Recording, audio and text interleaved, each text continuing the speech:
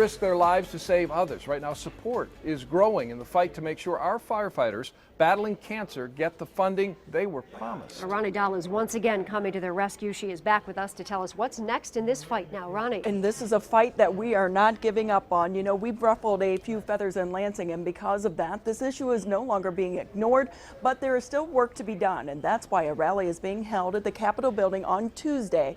Among the attendees, 9/11 heroes, including New Yorker John Field. It's hard to believe we are even having to fight this fight. It should have been over when in January 2015, Governor Snyder signed the First Responder Cancer Presumption Bill, which treats some cancers as an on-the-job injury.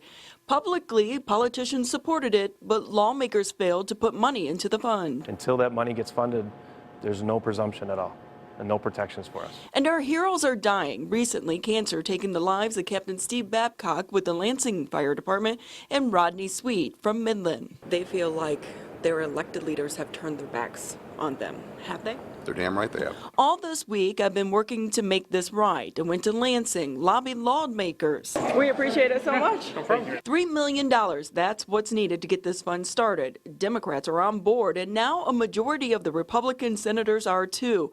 But to make sure this gets done, heroes from Ground Zero are coming to Michigan.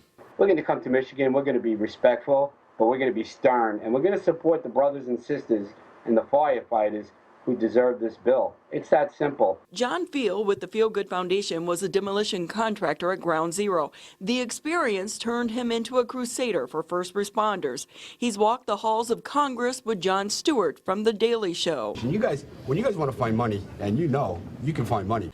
And now he's ready to join the fight in Lansing. For those who don't support the firefighters of Michigan, we're going to let them know that we're coming there to challenge them on their humanity and what's to be done right morally.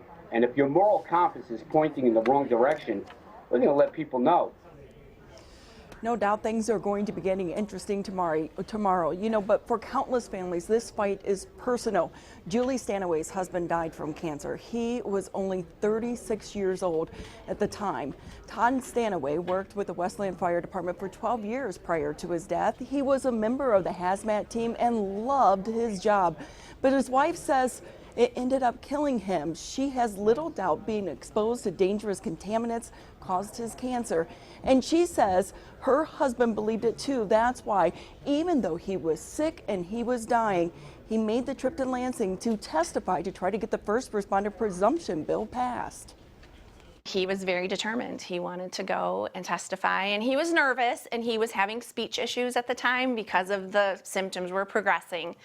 But he was determined that he wanted to make sure that people that came after him were taken care of. And Todd didn't live to see the bill pass, but it was still a day of celebration for Julia and their daughter because it was something they had all worked together as a family. But that celebration turned to fury after finding out our elected leaders have failed to allocate the money for the fund.